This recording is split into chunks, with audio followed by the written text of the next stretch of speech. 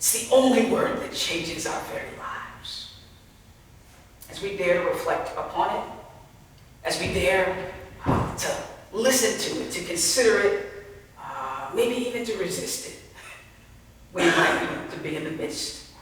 Incline our ears to hear you freshly, and anew incline our eyes to see possibilities we've never seen before. We invite you into our pleasure, into our pain. We invite you into our hopes, certainly into our hearts. Be magnified. Use me, speak beyond me. Use all of us to preach Jesus. In Jesus' name, amen. Amen. Give thanks for the opportunity to share and to preach, and particularly when there are many preachers in the house. And so I give thanks that they said, you go ahead. I want to invite us just to think real briefly about being ready. Certainly a new school year is about to start, but in our text this morning there in the Gospel of Luke, in the 12th chapter, Jesus is talking to the disciples also, I want to offer about readiness. Wants them to be ready. I got up this morning, and this was a different sort of Sunday, and so my readiness regimen was a little bit different. In fact, it was weird, if I'm honest with you, right? I'm not used to the text, right? It says put clothes on. These aren't the clothes I'm used to rocking on something, if you will. Readiness, right? It changes. When I was going to get ready for the school year, I thought about this myself when I was younger and thought about what I would do. My girls get very excited. Actually, one of them gets super excited about school supply time. I did not. The only things I got excited about actually were books. I couldn't wait to get my books, and I would actually use a little, I didn't like to use my locker, so I would carry them around with me on a wheeled thing, like I was in an airport all the time. People thought I was pretty weird, and I probably sound weird saying it out loud. I couldn't tell you what my locker looked like. I had every book, 8 of them, at all times. Getting ready is a little different these days. The text here, it's a bit strange though, because it starts off by talking about don't be afraid, for it's the Creator's good pleasure to give you treasure. Now, I want you to think, just call in your own mind and your heart, what's your passion? Or recall somebody sharing their passion, sharing their good pleasure with you. I was at an ordination, student got ordained not too long ago, and his pastor in Ohio said, well, I'm passionate about the Cleveland Cavaliers. They were outside of Cleveland, so you can understand. I know you feel sorry for being passionate about such a thing. And so he was telling him, I want you to remember your passions, certainly sports, but then I want you to reach even beyond that, to think about what you're passionate about. Was recalling this as I think about my grandparents in particular, who were so formative in my life. My grandmother was a music teacher, and my grandfather played the drums, and he had the most amazing tenor voice. They never told me and sat me down and tell me what their good pleasure or their passion was. I just knew it by the way they lived, right? So I knew that faith was of the utmost importance, because we were in church for everything. Any and everything, we were there. And that taught me something. When we were in the car, you would have thought we had this drum set up in the car. Because my grandfather played the steering wheel and the front as if there was a whole drum kit there. And it attuned me to syncopation. It also attuned me, when I got to see Grandpa, I mean, just so happy. When he was playing those drums in the car, they were imaginary, right? But I was acquainted with his passion. When I think about teachers, teachers who, I would say, my parents when I was in high school, they worked like a lot. They worked a lot. But I can tell you, my history teacher, there was no subject he loved more than history. In fact, at the time, I felt sorry for him. Like I thought he needed a life outside of that history. It felt like, doesn't he have other stuff to do? I rejoice that I was acquainted with that kind of passion. I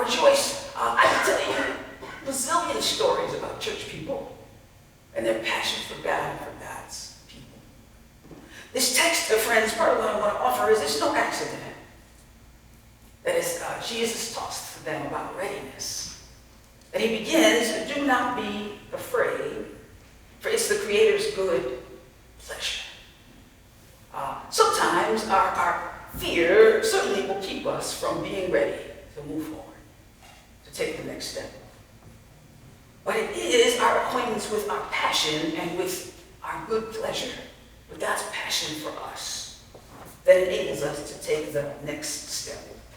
It's a preacher who was reflecting on her grandmother died. She says they went to the house and they had to figure out just kind of what to keep. Because our text also talks about possessions, right? So she says, I called and talked to my buddy, and she told me when her mom died, the one thing she kept was her mom's sweater. She says she kept her sweater. It was the only thing she kept because it was her mother. She always saw her mother in the sweater. She could not have it. For her grandmother, she says, I came across a box marked Scandinavian doodads.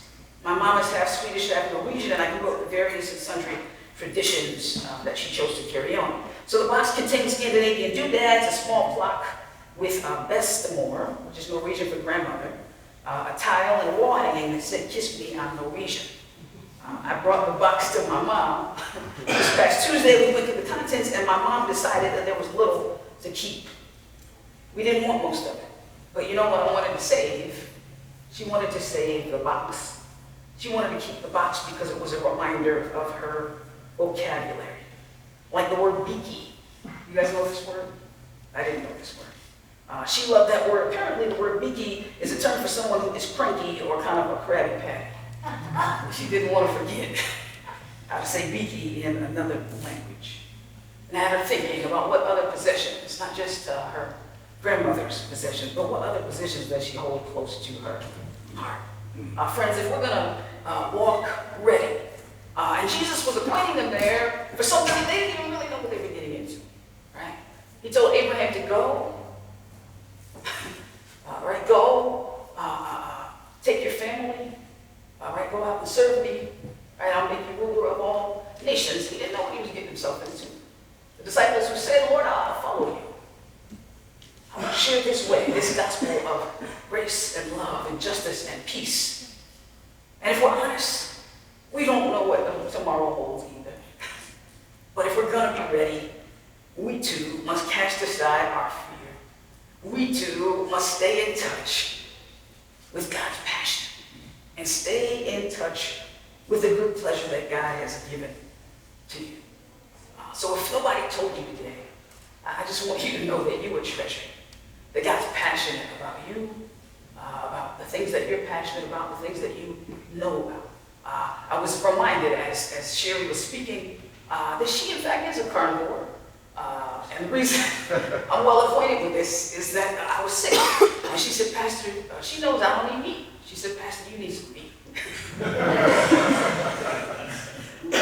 And then, not only is she passionate about me, she's passionate about people. And so she loved me enough. She said, hey, did I hurt your feelings? Did I say something tender? And I laughed because I said, Sherry, it's actually really hard to hurt my feelings. But thank you for checking in.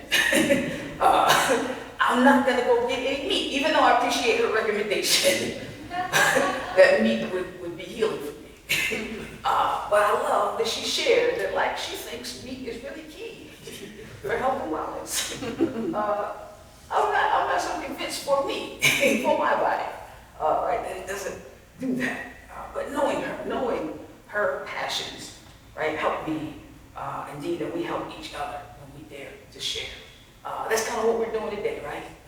We all, look, becomes much when we place it in the master's hands. If I pick up some tissue and you pick up a book bag and you pick up some markers, right, we all can bring together our passion, our good pleasure. Right, the fact that those kids at Krug Elementary School, they may never see us, but I trust that when they touch those supplies, that they're going to be so soaked with the fragrance of hope in who they are and what they're doing, with the fragrance of encouragement and our good pleasure and our joy, right? That they would succeed, that they would have an amazing school year, that they will make a difference. Hallelujah. Hallelujah. In our homes and our households, when we share and we dare to make it clear that it's our good pleasure to serve God and all that we are, right? And the things and what my good pleasure is not yours. you bring it all together, and God can do something marvelous through it. Friends, I want us also to see in this text, our readiness depends upon our being steeped and walking in God's passion and good pleasure in our lives. Our readiness is also steeped in what are some holy invitations, right? Holy invitation to share your possessions and give alms. Make purses that do not wear out, an unfailing treasure. Right? It says that Jesus comes there, the master will come to the door right after the wedding banquet. And now I have to say, I was so struck by this week, because there's sometimes when I pray, like, Lord, I just want you, there's a song, Jesus take the wheel, or I'm like, Lord, take over, I'm tired today. And you may probably know, like, if I'm tired, I got to get some energy. God doesn't just take it. I got to pay attention, even when I'm in the car, right, driving at the wheel. I love it there, though, because this master that we serve doesn't just want to completely take over. This master is so loving and so kind and so merciful that this one comes and stands at the door. You got to open it. I got to open it. I don't know about you. If I don't know you're coming to my house, I might not be there to open the door. Even if I know you're coming. My daughter's come home a few times from the airport, and I was asleep. So she had to keep ringing my phone and go, Mom, you got to let me in. I didn't take my key with me. This master lovingly doesn't just command us, right, but invites us. I want you to let me in.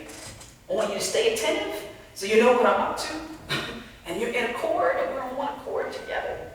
I want to come do a new thing. Part of why we show our readiness, right, is that we open the door. We say, come on in. I'm ready for you to be here. I recognize the signs of your presence, right? I recognize that you are here, and you are willing to love and bless and grow up us all as people committed to justice and love and mercy. But you got to open the door, and I have to open the door. Right? The text says where your treasure is, that's where your heart is. It doesn't start with where's your heart. It asks you, where's your treasure? I ask you, where's your treasure this morning? And wherever it is, if you want God to do something new with that treasure, you want God to join you and join us in service to use our treasure, if we're honest this day. The master will come and knock. The master will make the Creator's self known in new and marvelous and special ways. But we've got to be willing to open the door, right? We've got to be willing to also take some steps. Or sometimes we just put it all like, God, you do it. Well, God gives us tools, right? God gives us amazing minds. God gives us incredible imagination. God gives us ingenuity, right? I keep saying these phones, these computers, right? It's because we were made to organize information. We don't have technology because it's evil, though it can be used for evil means. We have technology because there's something inside us that is acquainted with the complexity and more. I like technology in cars. I just enjoy it. I delight in learning about it. Hallelujah. But if that's not in concert, right, with God, what God wants to do in God's purpose, it can't avail much. If you and I are going to be ready for God to do a new thing, we got to be ready to open the door or not. Sometimes that means there's a stranger in your midst and in your life. And you got to know, like, I'm not just entertaining strangers unaware. God's here right now in this line of Walmart. You got to know I'm in my neighborhood. I don't know what's going on. I haven't seen this person, or I'm in school, or I'm at work, or I'm with people, family members that I would just rather not be around. But in order for God to come in and do that thing, sometimes it means I got to listen and sit quietly, right? Or I have to say a hard thing, right? Or I have to begin singing a new song with my partner, with my friend, with my loved one. We got to get up and start having family meals together. Maybe we can't do it every day, but we get up on one day a week and we say, we're going to sit down and we're going to eat. Got to open the door. And that may mean something different for each of us. Sometimes we got to open the door to a new relationship with ourselves. So God can do a new thing in our lives. So God can do a new thing in our church. It says the master comes and knocks. The master doesn't burst down the door. Let's be invited to do that. Master comes and knocks, issues a gracious, holy invitation. It's knocking at the door of your heart and mine, if we would but listen and respond. Finally, friends, I want us to notice right there, Master comes to the house. It says if the owner knew, right, that the thief was going to come, right, wouldn't he be ready for it? Wouldn't he be ready for it? I was thinking this week, I was actually at a store, and someone starts telling me about bulletproof backpacks. And certainly, you've all seen the news. I've seen it too. We're acquainted with these times that we live in, and I just listened and prayed as they were talking to me, and I just said, yeah, I really wish I didn't have to think about such a thing. I said, I'm never going to buy a bulletproof backpack. I appreciate the technology, but wow. I thought we have so many reasons to be afraid.